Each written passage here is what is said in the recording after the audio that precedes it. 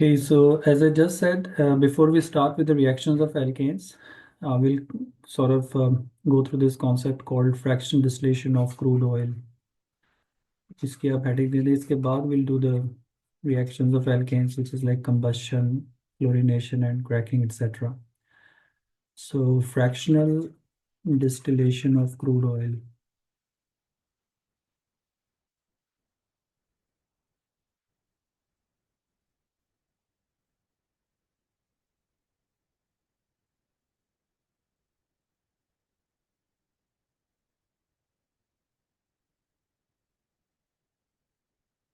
This is a topic in the organic chemistry portion where you have to sort of memorize a few details. जो भी मैं लिखता हूँ इसमें the diagram as such is not required to draw an exam, but sometime it comes and you got to label the fractions that you get. तो जिन लोगों ने अभी ज्वाइन किया है, I would just add this के alkanes के हम लोग रिएक्शंस पे जाएंगे. First will cover this topic of fraction distillation of crude oil, that's also part of hydrocarbon alkanes topic. तो इसमें थोड़ा सा याद करने वाली चीज़ें हैं, इसलिए मैंने कहा चलें इसको पहले हम कवर करते हैं फिर रिएक्शंस पे. तो देखें, this concept of fractional distillation as a technique is separation of mixture based on the difference in the boiling point. So what you need to remember in this concept is that one crude oil is a mixture. Crude oil is a mixture of different hydrocarbons. In fact, alkane series में जो मैंने आपको first 6 7 लिखवाए थे, उसमें methane, ethane, propane, butane, pentane onward almost till 40 carbon chain तक crude oil में mostly different compounds are there. So crude oil is a mixture of different compounds. That's what you need to remember. And these hydrocarbons have different boiling points. So the components of crude oil, components of crude oil can be separated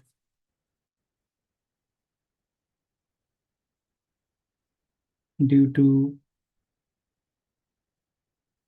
difference in their boiling point.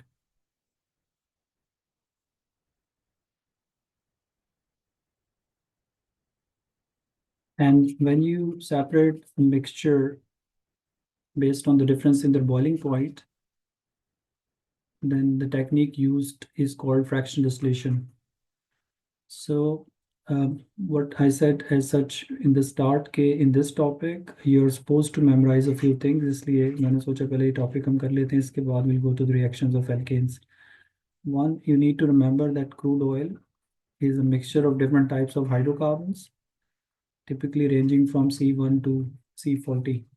Methane से लेके 40 carbon तक की chain, इससे बड़ी भी होते हैं, but typically जो क्रूड ऑयल एक्सट्रैक्शन होती है from different places like ground में से, सी में से, that crude oil contains hydrocarbons ranging from 1 carbon to 40 carbon chains.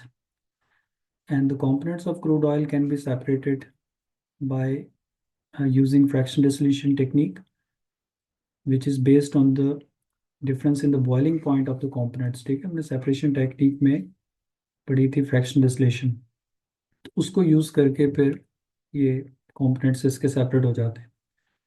Now, what else comes in exam from this concept is this fractional distillation tower diagram और उसकी fractionals की labeling, और फिर जो उसमें fractions होते हैं उनका specific use.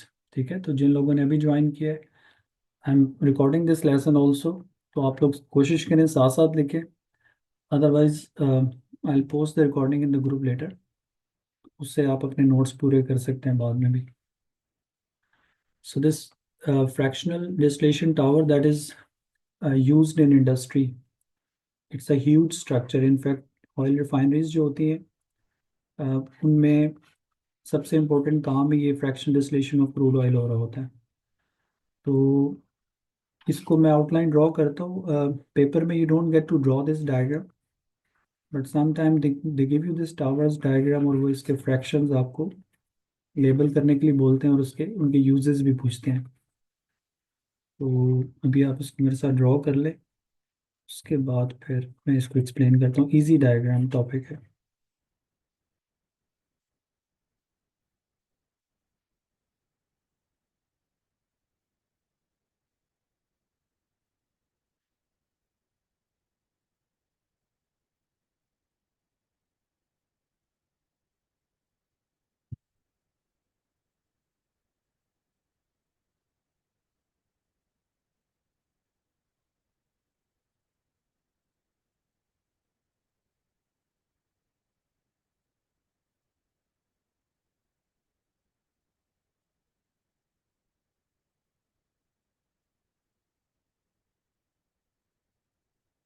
Okay, so and as I said, okay, you don't need to really worry about drawing the diagram as such in exam, but थोड़ा आपको आइडिया होना चाहिए कि इसमें होता क्या है।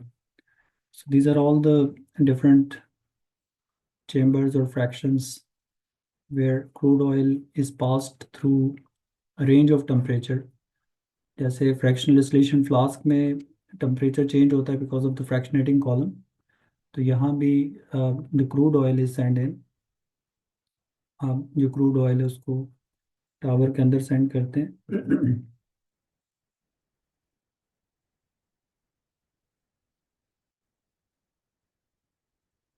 Crude oil is sent into the tower, and there's this heater which preheats this crude oil mixture. Crude oil, आपको पता है, we get it from the ground, and the preheated crude oil enters into this area where the temperature actually increases towards the top. So what you need to remember is that the temperature on the lower fraction side is above 400. Different books में different temperature है. I'll write the one which is as per Cambridge requirements, that on the lower side the temperature is between 400 to 600, and as we go up the temperature sort of decreases, right? So different fractions में temperature में side पे list कर देते हैं. Temperature is like in this area around 300 degrees Celsius and so forth, 200, 100, and then towards the top it's around 40 degrees Celsius, or even at time it says 25 degrees Celsius. So what you need to remember in this is that the fractional distillation tower has different chambers where the temperature gradually decreases towards the top. And as the crude oil mixture moves through these components, these fractions chambers, तो होता क्या है कि उसमें जिन liquids के boiling points लो हैं as in less than 300, 200, 140. So they keep on turning into gas and they keep on moving further higher and higher. But if a fraction's boiling point is, less than 300 degrees Celsius, as higher than 300 degrees Celsius, तो वो क्या होगा उस chamber में, it will turn into liquid, and there are like collectors and condensers which will take that liquid out. So what you need to remember is that the name of these fractions and their use. So the fractions that we get are called uh, refinery gases at the top. इसको मैं पूरा नाम लिख देता हूँ इसको। Top पे जो आती हैं गैसेस आती हैं, these are like refinery gases. और सबसे इम्पोर्टेंट है कि आपको इनका यूज आता हो। Crude oil is actually type of fuel which contains different types of fuels in it, and they're all used in different places in different vehicles and engines. So refinery gases, उसके बाद हमारे पास आती हैं gasoline. इधर इसमें साथ लिख लें, मैं इनके यूजेस भी लिस्ट करता हूँ। Then we have naphtha, and then we have paraffins. These are different types of fuels. These terms are used in industry for different types of fuels. Then we have diesel and fuel oil.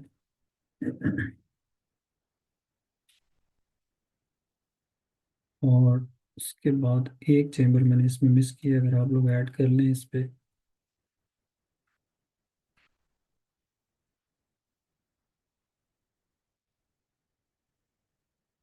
So we get lubricating oil,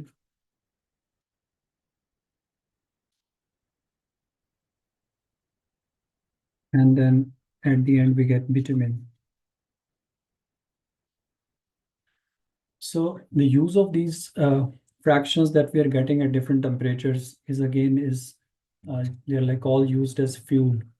Refinery gases में आपने थोड़ा इतना याद रखना है कि they contain first four hydrocarbons C1 to C4 इनमें होता है methane, ethane, propane, butane. The first four are gases and they are used as fuel domestically in houses. So they're all used in different places as fuel domestically.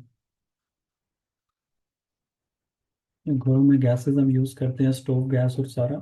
That is actually all the refinery gases which are actually methane ethane propane butane. First एक दो fractions की आपको carbon sizes का rough idea होना चाहिए, बाकियों का required नहीं है. Gasoline is what we call petrol, and petrol typically consists of C5 to C8, pentane, hexane, heptane, octane. ये तीन चार कंपाउंड मिलके पेट्रोल मिक्सचर बनता है. And petrol is used in cars and vehicles, smaller vehicles as fuel. Then comes this naphtha, which contains bigger carbon atoms in it, C9 to C12. But naphtha is actually used generally in petrochemical industry. Uh, Petrochemical industry is making of different chemicals which are used not just as fuel but other things like varnishes, polish, paints, different types of organic solvents. कोई भी ऐसी चीज़ जो आप sprays use करते हैं, aerosol use करते हैं, pesticides, herbicides which are organic based, they're all petrochemicals, and naphtha fraction is mainly used for that purpose. Then comes this paraffin. Paraffin is used as jet fuel और aeroplane और जहाज वगैरह जितने भी हैं उनमें as fuel यूज होता है. Diesel is used in heavy vehicles, trucks, and जो diesel vehicles and diesel engine cars हैं उनमें. Fuel oil is used for as a fuel in ships, जो सी वगैरह के बड़े बड़े कैरियर्स हैं और शिप्स हैं उनमें एज फ्यूल यूज होता है. Lubricating oil is dense and it's used as engine oil mainly, और डिफरेंट मशीनरीज में फ्रिक्शन कम करने में यूज होता है. This bitumen which is apparently considered as a waste of fraction distillation is used mainly for road surfacing. ये जो roads जब बनाते हैं उसके ऊपर एंड पे बिल्कुल the black coating that the spread called asphalt, that is the waste of refinery, and that's called bitumen, and that's used mainly for road surfacing and construction material के तौर पे यूज होता है. पैराफिन को हम kerosene भी बोलते हैं, ठीक है, लेकिन ये जो टर्म्स मैंने लिखी है ना ये कैम्ब्रिज और एडेक्सल सिलेबस के हिसाब से है. इसमें सम टाइम वो ये फ्यूल ऑयल स्किप कर देते हैं, but I would really recommend कि आप ये फ्रैक्शंस याद करें और इनको इसी सीक्वेंस में याद करें. What you don't need to really try and memorize are the temperatures. बस इतना याद रखना है कि as you're going towards the top, तो टेम्परेचर इज डिक्रीजिंग. ठीक है, टॉवर जो है उसका टेम्परेचर ऊपर की तरफ जाते जाते कम हो रहा होता है. Secondly, you need to know at least the size of first two fractions. Refinery gases consist of first four hydrocarbons: methane, ethane, propane, butane, C1 to C4. And gasoline, which is like petrol, ये उसका दूसरा नाम है, that consists of pentane till octane, which is used as fuel. Most of the common questions from this topic are actually about the uses of these hydrocarbons. तो वो आपने याद करने as a fuel. Refinery gases घरों में हम stove में चूल्हों में यूज़ करते हैं. पेट्रोल गाड़ी छोटी गाड़ियों में यूज़ होता है. पेट्रोकेमिकल इंडस्ट्री पूरी जो मैंने बताया, पेंट, वार्निशेस, पॉलिशेस, इस तरह के केमिकल्स, फिर जेट प्लेन, ट्रक्स और डिफरेंट फ्यूल्स डिफरेंट जगहों पे यूज़ हो रहे हैं. नाफ्ता का यूज बेटा मैंने लिखा है, it's used to make in petrochemical industry. Petrochemicals are chemicals which are not used as fuel. But आप देखो सिर्फ ऑर्गेनिक कंपाउंड फ्यूल तो नहीं है ना, हमारा इंडस्ट्री पूरी चली ऑर्गेनिक कंपाउंड पे रही है. Petrochemicals, paint, polishes, varnishes, herbicide, pesticides, ये जितने भी केमिकल्स हैं, even medicine, different type of pharmaceutical industries में जो मेडिसिन हैं वो ऑर्गेनिक बेस्ड होती हैं, उनको हम पेट्रोकेमिकल बोलते हैं. तो वहाँ पर ये ज़्यादा यूज़ होता है. फिर इसके अलावा पैराफिन जेट फ्यूल है, एरोप्लेन्स वगैरह में, डीजल ट्रक्स में, डीजल व्हीकल्स में यूज़ होता है, फ्यूल ऑयल शिप्स में यूज़ होता है, और लुब्रिकेटिंग जो इंजन में हम ऑयल डालते हैं पेट्रोल के against, just to reduce the friction in the engine components, क्योंकि इनमें कार्बन साइजेस ज़्यादा होते हैं, और बिटुमेन रोड सरफेसिंग में। And what else you need to know as you are going down towards the top, तो जो कार्बन साइजेस इन fractions के वो कम हो रहे हैं। मतलब ये जो बिटुमेन है या lubricating ऑयल्स हैं, they contain compound with greater than carbon 20, carbon 30, carbon 40 तक के भी इनमें हाइड्रोकार्बन्स प्रेजेंट होते हैं।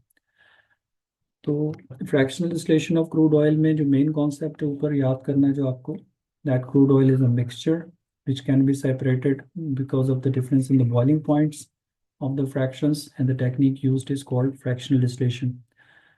This tower is fractional distillation tower, and it's not a small structure actually. This structure is about 3 story tall building. और ये इधर अगर आप बैरियर डीएचए से बाहर निकलते हैं तो मुर्गा ऑयल अटक रिफाइनरी है। तो अगर आप किसी घर के रूफ टॉप पे रात के टाइम पे खड़े होकर देखें तो दे हैव दिस साइलोज जहाँ से ये फायर सारा टाइम निकल रही होती है, तो those fires are actually coming out of these fractional distillation towers, and they're huge structures. In fact, इनमें hundreds of thousands of liters of crude oil is processed every time, day night. और ये ऐसा नहीं है कि आप इसको microwave या ओवन की तरह बंद करके चले जाएं, सुबह ऑन कर लें। These fractions are produced at large scale, और सारा टाइम ये काम करती हैं। इन टावर्स को ईयरली बेसिस पे बीच में वो बंद करके थोड़ा बहुत सर्विसिंग करते हैं, उसके अलावा इसको अब रोकते नहीं। क्रूड ऑयल की डिटेल्स फ्रैक्शनल डिस्टिलेशन की इसके आगे नहीं है, इसमें आपका कोई क्वेश्चन है पूछ लें, else I will go on to the reactions of alkanes. तो ये एक कॉन्सेप्ट है जो हाइड्रोकार्बन का पार्ट है। और अब आपको याद रखना है कि क्रूड ऑयल से जो हमारे पास फ्रैक्शंस आते हैं बड़े साइजेस के, उनकी फिर हम क्रैकिंग करते हैं, और बाकी चीज़ें वो हम रिएक्शंस में लिस्ट करेंगे भी।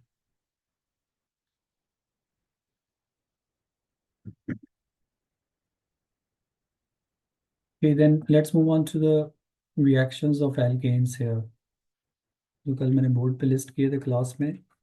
अब वहाँ से हम दोबारा स्टार्ट करें। So in reactions of alkanes, I listed 3 of the reactions: combustion, reaction with chlorine called chlorination or halogenation, and then cracking. तो first one is combustion, उससे start कर लेंगे, बड़ा आसान सा reaction है। So whenever you burn a hydrocarbon, you burn it with oxygen and flame is required. And there are 2 types of combustion. One is called complete combustion, where the oxygen supply is in excess, मतलब आप oxygen excess में देते हैं और hydrocarbon limiting है। When you're going for a complete combustion of hydrocarbon, such as ethane, suppose कर लें, paper में कोई भी हाइड्रोकार्बन आ सकता है। So when ethane is, for example, burned with oxygen in the presence of flame or spark, flame के बगैर reaction ही होगा। आपने पेट्रोल को बर्न करना है, गैस को बर्न करना है, तो you need to ignite it. Room temperature पे hydrocarbons do not react with oxygen, so what we get is CO2 and water. कोई भी हाइड्रोकार्बन होगा, अगर आप उसको बर्न करेंगे एक्सेस ऑक्सीजन में, तो it will make CO2 and water. Plus, along with that, heat is given out. That's why we burn fuel. So combustion is an exothermic reaction. You need to remember it. हमने exothermic वाले table में लिखा था इसको।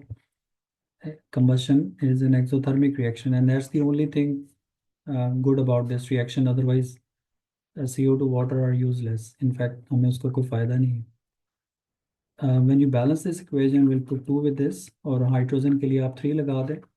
अब total oxygen आप right side पे अगर देखें तो 4 + 3 7 है, तो you could actually balance it by putting 7/2 with oxygen.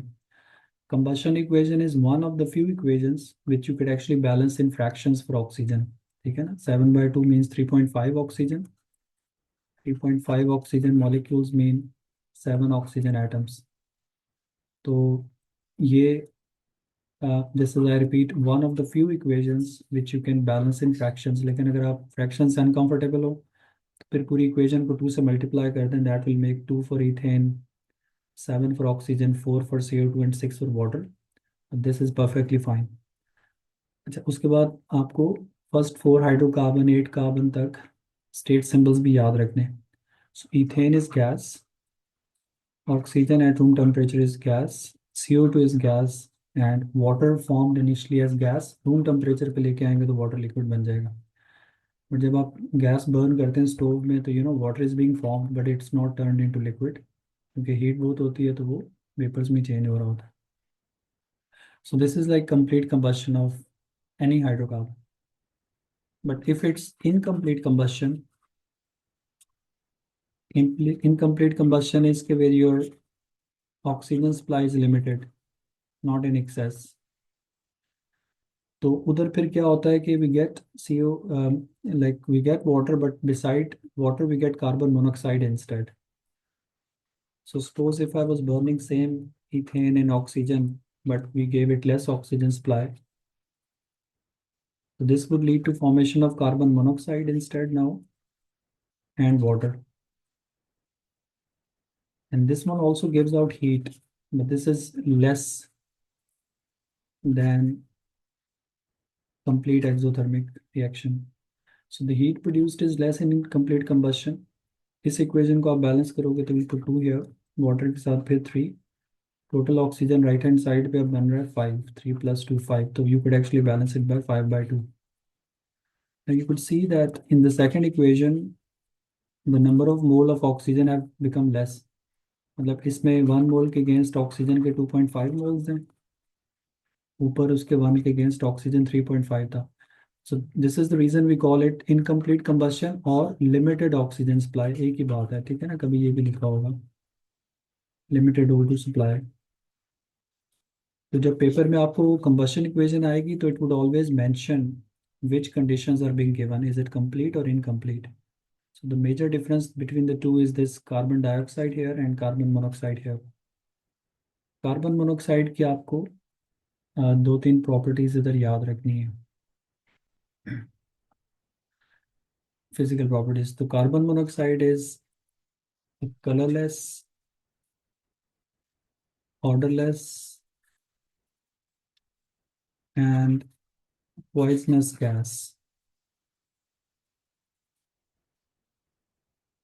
I repeat, carbon monoxide की ये 3 फिजिकल प्रॉपर्टीज आपको याद रखनी है. Carbon monoxide is a colourless, odourless, smell भी नहीं, and poisonous gas. And in fact, based on these 3 properties, you could actually guess the gas given is carbon monoxide. बहुत सारे MCQs में वो आपको पूछते हैं ये question, which of the following could be carbon monoxide, तो उसमें physical properties लिखी होती हैं. So many of the neutral gases are colorless and odorless, but the one which is poisonous is this carbon monoxide. And the reason it is poisonous that it binds the blood. जब आप इसको inhale करते हैं तो it binds to the blood strongly और permanently. ये भी आपने याद रखना है. उससे उससे क्या होता है कि जब आपका ब्लड सैचुरेट हो जाता है कार्बन मोनोऑक्साइड से तो फिर ब्लड ऑक्सीजन कैरी नहीं कर सकता. And when oxygen is not carried by the blood, naturally the first impact is on the brain. आप यू स्टार्ट फीलिंग डिजी. फिर उससे बंदा फेंट होता है. फेंट के बाद अगर ज़्यादा अमाउंट में इनहेल कर रहे हैं व्हाइल यूर फेंटेड तो इट लीड्स टू डेथ.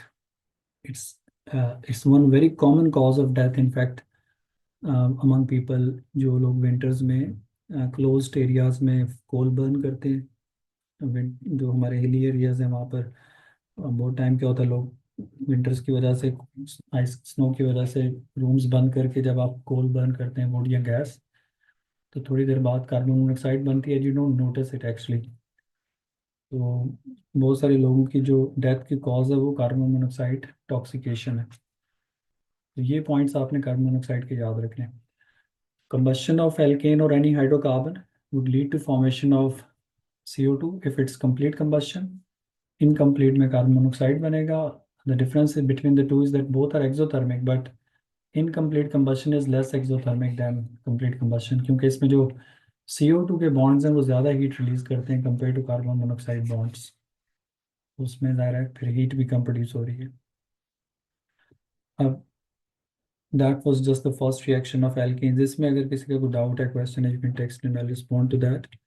और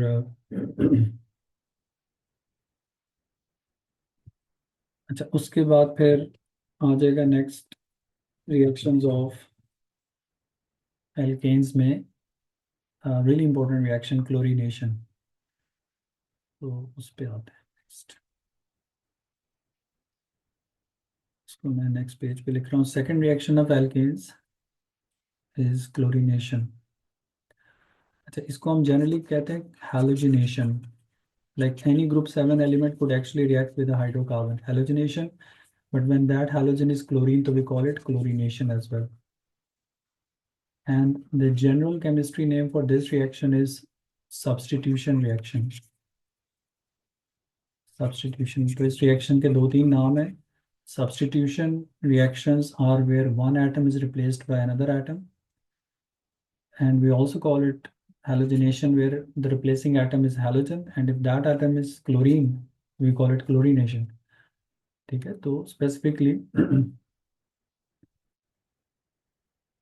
आसान है। बस ही ये कैसे क्वेश्चन पूछे बेटा, अगर इम्पोर्टेंट नहीं हो तो बोलते कि 2 घंटे बाद बैठ के मैं आपको क्यों पढ़ाऊंगा। सारी ऑर्गेनिक इम्पोर्टेंट है और पेपर में आएंगे, इनको याद करना है आपने सारा। याद भी नहीं करना, रट लेना है। एक होता है याद करना बस, एक होता है कि याद करके वो चीज़ आपने याद करनी है और साथ हिल हिल के याद करना है। जैसे मस्जिद में देखा ना, 12 बच्चे याद करते हैं, तो बेटा ऑर्गेनिक ऐसे याद करनी है। तो इसके साथ ही जैसे ही हमारा ये ऑर्गेनिक कवर हो जाती है ना, तो will start with past paper practice, और उसमें हम ऑर्गेनिक के क्वेश्चन से स्टार्ट करेंगे। तो उसमें फिर जिसने इसको सही से याद नहीं किया हुआ, तो उसके लिए ऑर्गेनिक बड़ा मुश्किल हो जाएगा।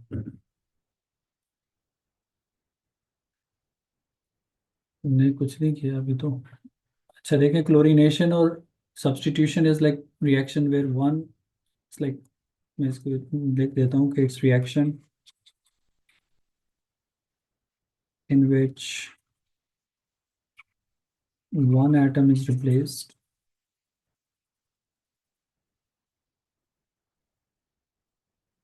by another atom। अब आपके सिलेबस में ये चीज़ नहीं है कि कब कौन किसको रिप्लेस करेगा अदर देन क्लोरीनेशन रिएक्शन। ठीक है ना, क्लोरीनेशन में क्या होगा कि हाइड्रोकार्बन के जो हैलोजेंस हैं, hydrogen and they will be replaced by the chlorine. तो इस रिएक्शन में जो कंडीशन रिक्वायर्ड है, दैट इज यूवी लाइट। वो मैं रिएक्शन के ऊपर ही लिख देता हूँ, आप इक्वेशन लिख लें मेरे साथ। Smallest alkane is methane. So when methane is reacted with chlorine gas in presence of UV light, sunlight, इसमें क्या होगा कि मीथेन हैज 4 हाइड्रोजन्स अटैच्ड। इनमें से chlorine atoms would come, Cl2 में 2 एटम्स है ना, तो एक क्लोरीन आएगा वन बाय वन और it will take out any of the hydrogen. So if I remove this hydrogen with chlorine, the product form would be CH3Cl। ठीक है, आप सोचो इधर क्लोरीन आ गया अगर, तो ये बन जाएगा CH3Cl, क्लोरोमीथेन। और जो इसका एक हाइड्रोजन निकला है यहाँ से, that would actually go and bond with the second chlorine atom to make byproduct HCl। So our organic product is this chloromethane और मिथाइल क्लोराइड, एक कार्बन है इसमें, और जो बाय प्रोडक्ट है that is HCl। So this reaction is clearly a substitution reaction because one of the hydrogen of the hydrocarbons has been replaced by chlorine. Therefore, we call it substitution and specifically called chlorination. So UV light के बगैर ये reaction नहीं होगा। UV light helps to break chlorine। ठीक है ना, ये भी लिख लें। हाइड्रोकार्बन जो होते हैं ना, petrol basically that's fuel, that's not affected by light. तो जो यूवी लाइट आप दे रहे हैं वो इफेक्ट करती है क्लोरीन को। जब हमने रेट ऑफ रिएक्शन पढ़ा था तो उसमें मैंने लाइट आपको बताया था बिल्कुल एंड पे, तो वहाँ मैंने लिस्ट किया था कि light effects the rate of some reactions where halogens are for example involved. Chlorine को यूवी लाइट ब्रेक करता है, वो जाके फिर हाइड्रोजन निकालता है वहाँ से वन बाय वन और रिएक्शन होता है।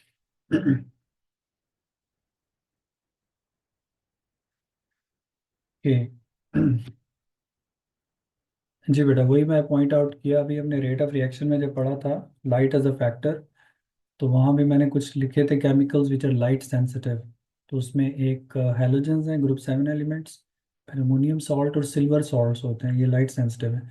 तो इनमें से जो आपको बहुत इम्पोर्टेंट याद रखना है एटलीस्ट, वो halogens are light sensitive and this reaction is an example whose rate is controlled by light. आप इसी रिएक्शन को अगर डार्क में करेंगे तो it won't happen because light is not there and chlorine won't react. And if the same reaction is done in direct sunlight, धूप में, तो this will be sort of an explosive reaction, बहुत fast होगा, तो इसकी speed light से control होगी.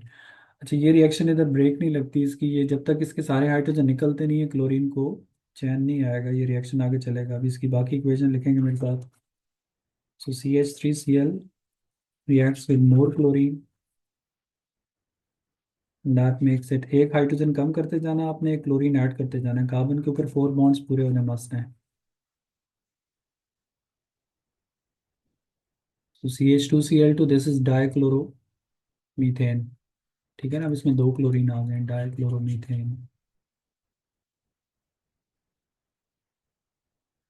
उसके बाद CH2Cl2 would further react with chlorine in presence of UV light and that will make CHCl3 plus HCl. ये जो CHCl3 है that is ट्राइक्लोरोमीथेन, का नाम थोड़ा बड़ा है, ट्राइक्लोरोमीथेन. और इसको कॉमनली कहते हैं क्लोरोफॉर्म. ट्राइक्लोरोमीथेन और क्लोरोफॉर्म. तो ये जो क्लोरोफॉर्म है ये जनरल नॉलेज की बात है, इसका यूज आपने याद रखना है. Chloroform is used as anaesthesia, as a common anesthesia in hospitals before surgery and in James Bond movies as well. बंदे किडनैप करने के लिए पहले सीन में दिखाते हैं ना वो, तो जेम्स बॉन्ड वाला आपने नहीं लिखना, आपने याद रखना है कि it is used as anaesthesia in hospitals. ठीक है, most common and cheap anaesthesia by the way. तो ये ट्राइक्लोरोमीथेन का यूज़ है. अब आप देखो, ट्राइक्लोरोमीथेन और क्लोरोफॉर्म स्टिल हैज़ 1 हाइड्रोजन, तो still 1 more chlorine could come and take out hydrogen in presence of UV light, and that will form CCl4. So every time 1 hydrogen replaced with chlorine, finally 4 chlorine would come attached with carbon. जब ये जो CCl4 बन गया, इसमें 4 chlorine है, 4 को हम बोलते हैं tetra. Tetra mean 4 chlorine. This is tetra chloromethane. इसका भी एक यूज आपके सिलेबस में है. Tetra chloromethane is used as an organic solvent. जो चीज़ वाटर में सॉल्युबल नहीं होती वो CCl4 में मिक्स करते हैं. ठीक है ना, इट इज़ नॉन पोलर, इस पे चार्जेस नहीं होते. वाटर तो पोलर है. आई रिपीट कि अगर कोई चीज़ वाटर सॉल्युबल नहीं है तो फिर वो CCl4 में अच्छा सॉल्युबल है. मैं आपको इसकी एक छोटी सी एग्जांपल दे देता हूँ. अगर कहीं पे ऑयल स्पिल स्पिल हो जाए, कुकिंग ऑयल या डेंस ऑयल, कोई भी टाइप का ऑयल, आप उसको पानी से वॉश करेंगे, it won't be clean very well because oil is non polar, उस पर चार्जेस नहीं है. तो वाटर इज़ पोलर, तो लाइक सॉल्यूट लाइक सॉल्वेंट में डिजॉल्व होते हैं. अगर आप उसको पेट्रोल से साफ करेंगे किसी ऑर्गेनिक सॉल्वेंट से तो वो अच्छा इजीली क्लीन हो जाएगा. सो CCl4 is one of the organic solvent that you need to remember in your syllabus, which is against used against water. I mean, if something is not soluble in water, then it will be good soluble in CCl4, tetrachloromethane. अब जनाब, polar non polar का concept बेटा O level में है नहीं. मैं still, आपने पूछा है तो मैं बता देता हूँ. देखो, एक चीज़ होती है जिसको हम कहते हैं कि एक मॉलिक्यूल है, जैसे वाटर है. तो वाटर में जो 2 ग्रुप्स हैं, एक हाइड्रोजन है एक ऑक्सीजन, OH ग्रुप है. तो इसमें हाइड्रोजन के ऊपर पॉजिटिव चार्ज होता है, OH वाले पार्ट पे नेगेटिव चार्ज होता है. तो जिस मॉलिक्यूल पे सारा टाइम चार्जेस प्रेजेंट रहते हैं उसको बोलते हैं पोलर. पोलर मीन पोल्स बने हुए, एक पॉजिटिव पोल एक नेगेटिव पोल है. तो ये मॉलिक्यूल पोलर है.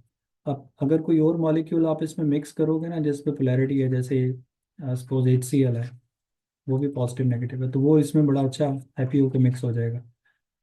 बट बहुत सारे मॉलिक्यूल्स ऐसे होते हैं जैसे हाइड्रोकार्बन्स हैं, ये CCl4 वगैरह, इन पे कोई चार्जेस नहीं है. तो जब इस पे चार्जेस नहीं है तो it won't mix well with water, और HCl want mix with CCl4 well, क्योंकि ये नॉन पोलर है.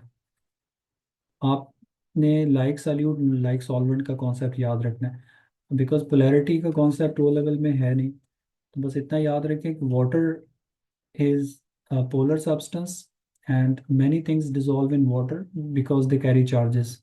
In short, anything that dissolves in water is either an ionic compound. Ionic compound पे भी charges होते हैं जैसे NaCl है. और अगर कोई चीज़ वाटर में सॉलेबल नहीं है, इट मीन्स वो उस पर चार्जेस नहीं है, तो वो फिर पेट्रोल में या CCl4 टाइप में अच्छा मिक्स होगा. तो बस at the end you need to remember the use of CCl4 as an organic solvent. बाकी पोलैरिटी वगैरह की डिटेल या क्यों आती है, किस पे आती है, ये बिल्कुल सिलेबस में नहीं है. के लिए आपको ये लेवल का तकरीबन एक आधा चैप्टर पढ़ना पड़ता है पहले, फिर समझ आता है कि पोलैरिटी क्यों और क्या रीज़न है उसकी. अच्छा, अब इसको मैं ऊपर रिकॉल कर रहा हूँ. This really important reaction. Chlorination happens in presence of UV light, and what's happening here is that every time one hydrogen is replaced with chlorine, so we're getting these compounds, and HCl is like the byproduct. और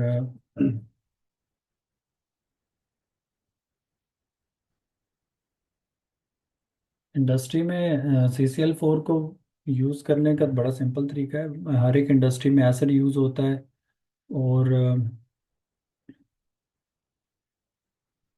बड़ी सारी चीज़ें हैं ना. आप देखो car washes हैं उन पे, और आई मीन डोमेस्टिकली भी यूज़ होते हैं. हम घरों में, अगर आप कोई, आपका गेट है फॉर एग्जांपल, आप कहते हो कि मैंने इसका पेंट चेंज करना है, तो अगर गेट के ऊपर पेंट हुआ हुआ है कोई ऑफ वाइट या डिफरेंट ब्लैक कलर का, तो उसको आप या तो सैंड पेपर से स्क्रैप ऑफ करोगे, पानी मारेंगे तो वो तो नहीं साफ होगा क्योंकि वो ऑर्गेनिक है. तो उसके लिए अगर आप उस पर केमिकल स्प्रे करते हैं, which are also called petrochemicals, तो वो पेंट को डिजोल्व कर लेगा, आपका गेट एकदम क्लीन हो जाएगा, आप उस पर नया पेंट लगा दें. तो ये इन सारे सॉल्वेंट्स के डिफरेंट यूजेस हैं इंडस्ट्री में. कहाँ वो स्पेसिफिकली यूज़ कर रही है हमसे रिक्वायर्ड नहीं है, बट आपने याद रखना है कि these are used as solvents. इसमें एक और चीज़ नोट करें इसी रिएक्शन के एंड पे. अगर मीथेन का रिएक्शन ब्रोमीन से आ जाए, तो ब्रोमीन के साथ भी इसका रिएक्शन होगा, लेकिन वो स्लो होगा क्योंकि bromine is less reactive than chlorine. तो if bromine is used, bromine liquid react करेगा, वाटर नहीं रिएक्ट करेगा, ठीक है. इसको मैं तो लिख देता हूँ bromine liquid. If bromine liquid is used instead of chlorine, then heat is also required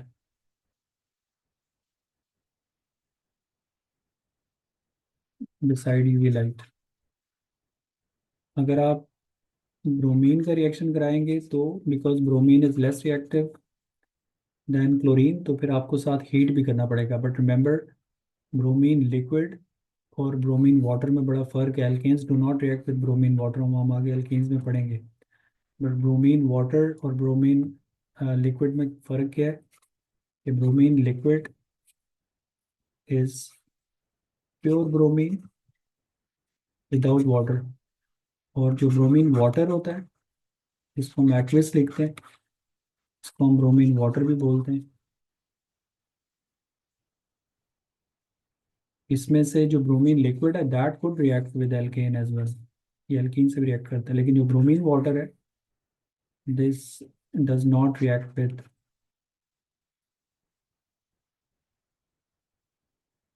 alkene. तो मैंने इधर ही पॉइंट आउट कर दिया, ये ब्रोमीन लिक्विड का बहुत ही रेयर क्वेश्चन आता है, लेकिन जब आता है इसके बच्चे गलत लिखते हैं.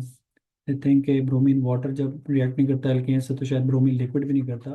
This is pure bromine without water, this is bromine water with aqueous. तो इसमें एल्केन से रिएक्शन नहीं ऊपर वाले का है. तो आप जब ब्रोमीन लिक्विड यूज़ करेंगे, फिर आपको यूवी लाइट के साथ हीट भी देना है, because bromine is less reactive compare to chlorine. इसके बाद हमारा अब रिएक्शन है इसका क्रैकिंग, वो भी कर लेते हैं, वो भी आसान है. तो अभी तक मैंने आपको आज की क्लास में fraction distillation of crude oil बताया हाइड्रोकार्बन्स में, इसके फ्रैक्शंस, इनके यूजेस, और दो तीन पॉइंट्स याद रखने हैं. फिर कंबशन ऑफ हाइड्रोकार्बन्स में alkanes combustion, complete, incomplete. Then the fact that carbon monoxide is poisonous and colourless. फिर chlorination of alkanes which is also called substitution, और उसमें मीथेन का रिएक्शन ज़्यादा इंपॉर्टेंट है. CCl4 का और CHCl3 का जो यूज़ है वो भी आपको याद रखना है. और एंड पे मैंने बताया कि bromine liquid if it's used against methane, तो फिर आपको यूवी लाइट देना against heat, because bromine liquid is less reactive. Bromine हम यूज नहीं करेंगे बेटा, बात ये है कि ऊपर रिएक्शन की हेडिंग देखो ना, हेलोजिनेशन। तो कोई भी हेलोजन यूज हो सकता है, जो सिलेबस में है वो क्लोरीन है, लेकिन कभी कभी वो गड़बड़ करते हैं, क्लोरीन की जगह हेलोजन्स में ग्रुप 7 में आपका देखें फ्लोरीन है ब्रोमीन है, आयोडीन भी है। क्लोरीन तो सिलेबस में है, लेकिन एक्सपेक्ट यू टू नो कि bromine can react but it takes more energy, तो लाइट के साथ फिर हीट चाहिए। बाकी हम तो नहीं करेंगे, एग्जामिनर की मर्जी है क्या करता है। अच्छा, अब आते हैं जनाब third and last reaction for today, that is cracking.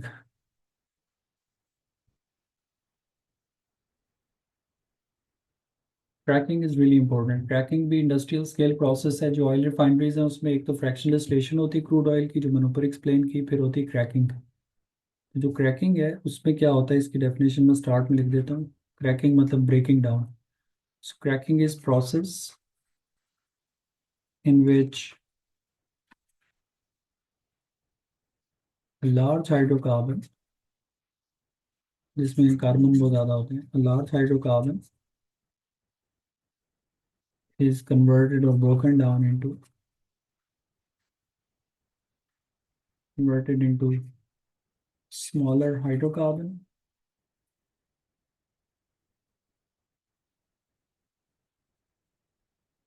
that is smaller alkanes or alkenes।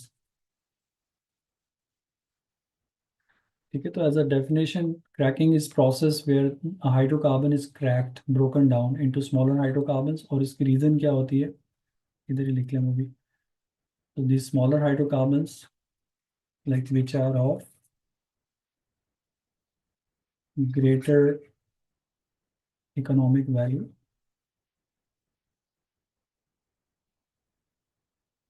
and can be combusted easily। बजाय इसके कि आप एक 30-40 कार्बन की चेन को डायरेक्ट एज फ्यूल यूज करने की कोशिश करें, उसकी जगह हम उसको ब्रेक डाउन कर देते हैं स्मॉलर फ्रैक्शंस में। And the smaller fractions that we get they're of greater economic value, मतलब आप उसको अलग से सेल करेंगे तो आपको ज़्यादा पैसे मिलेंगे। और दूसरा ये है कि उनकी कंबशन भी आसान होती है फिर। लाइक अगर आप कभी ट्राई करें, तो ये जो इंजन ऑयल होता है गाड़ियों में डालते हैं इंजन में, तो अगर आप इंजन ऑयल को ले लें किसी कंटेनर में और बड़ा डेंस होता है, तो उसको अगर आप बर्न करने की कोशिश करें, फ्लेम दें, तो it won't catch fire like petrol will. आग पकड़ भी ले तो बहुत मुश्किल से बर्न होता है और बड़ी देर तक बर्न होता है। तो दैट मीन्स दैट ऑयल और engine oil, lubricating oil contains large hydrocarbons which can not be burn easily. तो जब आप उसको ब्रेक डाउन कर देते हैं स्मॉलर एल्केन्स एल्कीन्स में, पेट्रोल में, डीजल में, उसकी कंबशन बहुत आसान होती है। Cracking is an industrial process, it's not done in the lab. Plus cracking is endothermic, energy intensive है, हीट चाहिए होती है हमें इसके लिए। Combustion exothermic, cracking is endothermic. अच्छा, इसके बाद क्रैकिंग की कंडीशंस एंड टाइप्स हैं, फिर इसकी एग्जांपल्स आ गए। So types of cracking are based on the type conditions of cracking, मतलब डिफरेंट तरह से क्रैकिंग होती है इंडस्ट्री में। There are two types, one is called thermal cracking, therm mean heat, and second is catalytic cracking। Thermal cracking and catalytic cracking। Thermal cracking is where heat is use, तो इसमें आपने याद रखना है temperature of up to 800, कुछ books में 1000 भी लिखा है लेकिन कोई इतना रिजिड उसमें नहीं है, 1000 से ऊपर नहीं लिखना आप। Temperature of about up to 800 degree Celsius is used. Pressure, high pressure is used, pressure की वैल्यू नहीं चाहिए। और when the catalytic cracking is done, इसमें कैटलिस्ट यूज करते हैं, तो कैटलिस्ट से रिक्वायर्ड टेम्परेचर कम हो जाता है। With catalyst the temperature goes down up to 600, तो इससे आपको सेविंग होती है। इसमें भी प्रेशर हाई होगा, बट इसके केस में अब कैटलिस्ट यूज होगा, because that's why it's called catalytic cracking. The catalyst used in this includes aluminum oxide and silicon dioxide mixture। So a mixture of aluminum and silicon dioxide is used in catalytic cracking। तो इन दोनों types में आप देखें जो difference है वो क्या है कि because of the catalyst used in this one the temperature is slightly reduced, बाकी दोनों सेम है। तो जब आपसे वो पेपर में पूछे ना क्रैकिंग की कंडीशंस, तो आपने देखना है sometime they right these blanks for you के 3 कंडीशंस लिख के दें, 2 लिख के दें। अगर तो 3 कंडीशंस पूछी हैं तो फिर आप कैटालिटिक लिखोगे because that one has 3 conditions, और अगर 2 पूछी हैं तो फिर आप थर्मल की लिखेंगे because that includes only 2 conditions. और इसके बाद जो आपसे वो ज़्यादा पूछते हैं इससे वो इक्वेशंस एंड एवरीथिंग, ठीक है। तो उस पर मैं आता हूँ, but I need to use add another page here.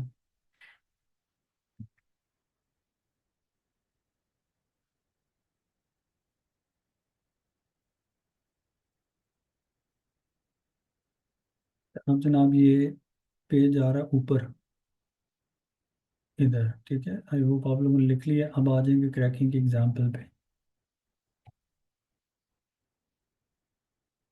So what happens in cracking examples is that they give you different type of organic compound. ये थोड़ा सा ट्रिकी है, सबसे आसान इक्वेशन है, मैंने देखा कुछ बच्चे इसमें फंस जाते हैं। अब सपोज अगर मेरे पास एक 10 कार्बन कंपाउंड है और उसका फार्मूला एल्केन के हिसाब से बनेगा CnH2n+2, तो 10 के साथ 2n 20 और 2 ऐड करोगे तो 22। So if there is a 10 carbon alkane and you break it into like smaller fractions, heat करेंगे, इसमें ऑक्सीजन नहीं यूज होती। अगर इसमें ऑक्सीजन यूज हो जाए तो ये कंबशन बन जाएगा। तो अब मैंने इसकी जब क्रैकिंग करनी है तो you need to see the question carefully. अगर तो क्वेश्चन में एग्जामिनर ने आपको कोई हिंट दिया हुआ है कि जी क्या क्या बनाना है तो फिर आप उसको फॉलो करेंगे। अगर हिंट नहीं दिया हुआ तो फिर आपकी मर्जी है, जो मर्जी बना दें। मतलब टोटल कार्बन हाइड्रोजन सेम रहने चाहिए। So you could actually make a smaller alkane from it, may be C4 carbon. Total देखो 10 कार्बन है, एक मैं 4 कार्बन का कंपाउंड बना देता हूँ और एक 6 का, so that total carbon remain 10। जो C4 वाला है उसको सपोज मैं डिसाइड करता हूँ कि मैं एल्केन बना दूँ, तो इट विल बी C4H10। जो 6 कार्बन वाला है फॉर एग्जांपल, उसको हम बना देते हैं बाकी कंपाउंड, टोटल 22 है, तो ये बन गया एल्कीन C6H12। रिमेंबर एल्कीन्स का जो जनरल फार्मूला है, ठीक है, इधर मैं ऊपर लिख देता हूँ। एल्कीन्स का जनरल फार्मूला हमने स्टार्ट में लिखा था, दैट इज CnH2n। एल्केन्स का जनरल फार्मूला CnH2n+2, और एल्कीन्स का general formula is CnH2n. So I repeat, if the question has not given you any instructions कि what product you are supposed to make, तो आप एक alkene बनाएं, एक alkene बना दें। जैसे मैंने इसको एल्केन बना दिया, ब्यूटेन, और एक मैंने CnH2n 6 × 2 12 बना के एल्कीन बना दिया, which is hexene. But remember this equation must be balanced. I mean total carbon 10 है, हाइड्रोजन 22 है, तो ये 4 + 6 10 और hydrogen total 12 + 10 22। But if there were some instructions given in the question, suppose 8 carbon hydrocarbon था और उसको एग्जामिनर आपसे कहता है कि जी it was broken into a 3 carbon compound which is an alkene. तो अब इस केस में अगर वो आपसे कहते हैं जी इस इंफॉर्मेशन को यूज करके प्रोडक्ट गेस करें, so the question has told you that one of the compound made is alkene and it contains 3 carbon. अब 3 कार्बन का एल्कीन जब मैं लिखूंगा तो it will be C3H6। Total देखो कार्बन है 8, 3 इधर आ गए तो मेरे पास 5 carbon are left. Total 18 hydrogens हैं, तो 6 इधर आ गए, 12 आर स्टिल देयर, तो I make it 12। So that means the other compound that I had to write has to be a pentane. ठीक है ना। तो अब इस क्वेश्चन में इंस्ट्रक्शंस गिवन थी कि एक प्रोडक्ट मुझे 3 कार्बन का एल्कीन बनाना है, तो दूसरा फिर मेरे पास ऑप्शन नहीं है। I mean any other product than this will be incorrect. और लास्टली इसमें फिर एक एग्जांपल आती है जिसमें हाइड्रोजन गैस बनता है एज बाय प्रोडक्ट, राइट। मैं उसकी भी एग्जांपल लिख देता हूँ। जी जी, रिपीट होगा इंशाल्लाह, रिकॉर्डिंग भी मिलेगी। अभी एक और एग्जांपल समझने देंगे पहले।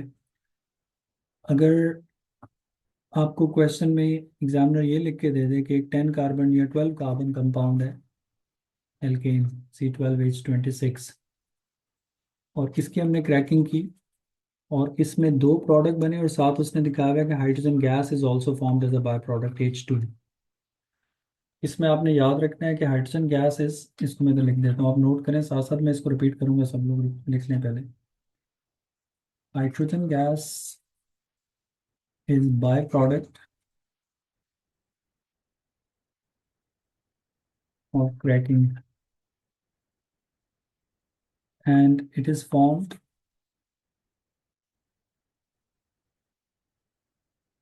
when other products are alkenes। अगर किसी क्वेश्चन में एग्जामिनर ने हाइड्रोजन भी मांगा हुआ है बाय प्रोडक्ट में, तो फिर आप देखो इसको बैलेंस करके लिखोगे ना, तो you'll have to make both alkenes otherwise. Total 12 carbon है, आप एक 7 कार्बन का एल्कीन बना दें और एक 5 कार्बन का एल्कीन बना दें, ये आपकी चॉइस है। Don't make it 6 and 6 alkene, दो दफ़ा सेम कंपाउंड नहीं लिखेंगे। 7 बना दें, 5 बना दें, 8 का 4 बना दें, लेकिन टोटल कार्बन सेम रखें। And if I make a 7 carbon alkene, it will be C7H14। 5 carbon का एल्कीन C5H10। अब ये जो मैं फार्मूलाज लिख रहा हूँ ना, ये जिन बच्चों को ये समझ नहीं आ रही है क्या हो रहा है, वो वाले बच्चे हैं जिनको ये एल्कीन्स का जनरल फार्मूला याद नहीं है, एल्केन्स का जनरल फार्मूला याद नहीं है। बाकी इसमें कोई कॉम्प्लिकेशन नहीं है। जो आपको हाइड्रोकार्बन मिलेगा, उसकी जब आप क्रैकिंग करोगे तो आपने टोटल कार्बन सेम रखनी है। Every time I am doing that. 4 + 6 10, दो एल्कीन बना दिए। नेक्स्ट एग्जांपल में देर वॉज एन इंस्ट्रक्शन के 3 कार्बन एल्कीन बनाना और उसके साथ कुछ बना है, तो साथ यही बनेगा। टोटल आपको 8 कार्बन रखने थे। लास्ट एग्जांपल में मैंने लिखा है hydrogen gas is by product. अब किसी क्वेश्चन में अगर हाइड्रोजन का पूछा है या मेंशन किया है, तो you have to make both alkene, वरना ये इक्वेशन बैलेंस नहीं होगी।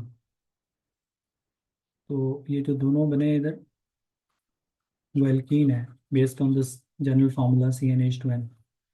देखो C7, 2n करोगे तो 14, इधर C5, 2n करेंगे तो 10। टोटल हाइड्रोजन देखें इसके पास कितने, 26। इधर मेरे पास कितने हो गए, 14 + 10 24 + 2 26। So I repeat, when the question says hydrogen is being formed as a byproduct as well, the remaining two products you'll make would be alkene। उसके लिए मैंने नीचे पॉइंट लिखा है। Plus hydrogen gas is the by product that's actually waste of this process. But ये भी बहुत large scale पे बनता है, और इसको इधर आगे लिखे, आगे हमें इंडस्ट्रियल केमिस्ट्री में इसकी ज़रूरत पड़ेगी। Hydrogen is used for making of ammonia. ठीक है, अमोनिया जब हम पढ़ेंगे उसकी मेकिंग इंडस्ट्रियल केमिस्ट्री में, तो उधर वो पूछते हैं कि जी हाइड्रोजन कहाँ से आ रहा है, तो आप बताओगे by cracking of crude oil. Basically crude oil की क्रैकिंग हो रही है सारी हाइड्रोकार्बन की। अब जो लोग बीच में क्वेश्चन पूछ रहे थे मैं वो देख लेता हूँ, और आप लोग इसको नोट्स कंप्लीट कर लें। क्वेश्चन हो तो पूछें प्लीज़।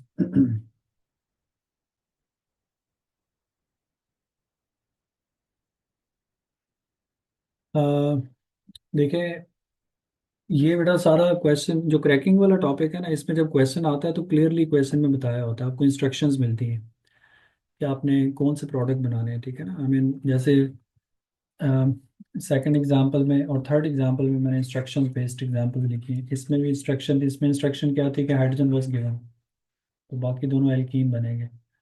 इसमें क्या था कि एग्जामिनर ने आपको 3 कार्बन का एल्कीन बता दिया, तो फिर जब बैलेंस इक्वेशन बनाओगे तो वो पेंटेन ही बनेगा। और जो फर्स्ट एग्जांपल है उसमें इंस्ट्रक्शंस नहीं थी, you are free to make anything. When you are free to make anything, तो आप जो मर्जी बना दें, बैलेंस्ड इक्वेशन रखनी है बस। इसके एक एग्जांपल आप मेरे साथ ट्राई करें सब लोग। देखें, इधर लिखते हैं, अगर पेपर में कोई 8 कार्बन एल्केन का, या और भी बड़े साइज के एल्केन्स भी आ सकते हैं, ये नहीं है कि आप जो नोट्स में लिखे हैं वही याद करके चले जाएं। कॉन्सेप्ट ठीक होना चाहिए बस। सपोज अगर 7 कार्बन एल्केन ले लें, अब 7 carbon alkene will be C7H16। इसकी आपको एग्जामिनर ने कहा जी हमने हीट की है, जब सिर्फ ये लिखा है तो इट मीन्स कि क्रैकिंग हो रही है। अब क्वेश्चन में कोई इंस्ट्रक्शंस नहीं है, you were suppose to make 2 products. तो जब जब कोई इंस्ट्रक्शंस नहीं है, you are free to make products, तो आप क्या करोगे, आप एक एल्केन बना लें, एक एल्कीन बना लें। But whatever you do, you need to make sure that the total number of carbon hydrogen must remain balanced as per reactant side. अब जब मैं एल्केन बनाता हूँ तो मेरे पास चॉइस है, मैं इथेन, प्रोपेन, ब्यूटेन, मीथेन भी बना सकता हूँ, मेरी मर्जी है। तो सपोज एक स्टूडेंट है, वो कहता है मैं 3 कार्बन का एल्केन बनाऊंगा। अब जब आप 3 कार्बन का एल्केन बनाओगे तो टोटल कार्बन इसके पास देखो 7 है, तो एल्कीन मस्ट फिर 4 कार्बन का बनेगा। लेकिन एक और स्टूडेंट है वो कहता है मैं 2 कार्बन का एल्केन बनाऊंगा, फिर उसका उधर 5 हो जाएगा, 4 बनाओगे तो उधर 4 हो जाएगा। So this is all acceptable when the question had no instructions. But अगर एग्जामिनर ने खुद इंस्ट्रक्शंस दे दी इस रिएक्शन में कि एक एल्कीन बनाओ 3 कार्बन का, एक एल्केन बनाओ 3 कार्बन, तो फिर आपको अकॉर्डिंगली प्रोडक्ट ड्रॉ करने बाकी। 3 carbon alkane formed would be C3H8 based on CnH2n। और 4 कार्बन के एल्कीन जब बनाओगे तो वो C4H8 बनेगा। टोटल कार्बन आप देखें 3 + 4 7, टोटल हाइड्रोजन 18 है, 8 + 8 तो 16 हो गए। क्रैकिंग के क्वेश्चन को आपने आंसर लिखने से पहले पढ़ना है क्लियरली, उसमें सब बताया होता है। अगर ओपन एंडेड क्वेश्चन है you make anything, marks scheme fix नहीं है फिर उसमें, और अगर कोई इंस्ट्रक्शन है तो फिर उसके हिसाब से चलना पड़ेगा हमें। अब जनाब, अगर किसी का कोई क्वेश्चन है आज का, मैंने थोड़ा टाइम पूरा 1 घंटा इसलिए लिया क्योंकि एक तो वो फ्राइडे की क्लास जो है ना थोड़ी छोटी हो रही है वैसे रूटीन में रमज़ान की वजह से, तो आई थॉट कि ऑनलाइन हमारी एक तरह से डबल क्लास हो जाएगी। इसमें हमने अब एल्केन्स कंप्लीट कर लिए, रिकॉर्डिंग में मिल जाएगी। Interestingly most of the students are absent, ये चीज़ अच्छी नहीं है।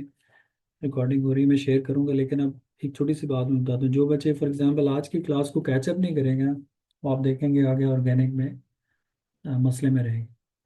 तो ऑनलाइन क्लास को मिस मत करें। रमज़ान में थोड़ा स्केड्यूल हेक्टिक होता है टीचर्स के लिए भी, बच्चों के लिए भी, आई नो, लेकिन यही आपके पास लास्ट 1.5 मंथ है अपना एफर्ट डालने का। इसमें जो आपने कंफर्ट जोन से नहीं निकलेगा उसको बड़ा मुश्किल होगी ग्रेड लेना। तो अब किसी का कोई क्वेश्चन है बड़ा पूछ लें, else I stop it here. चलिए, that would be all then. अल्लाह हाफ़िज़।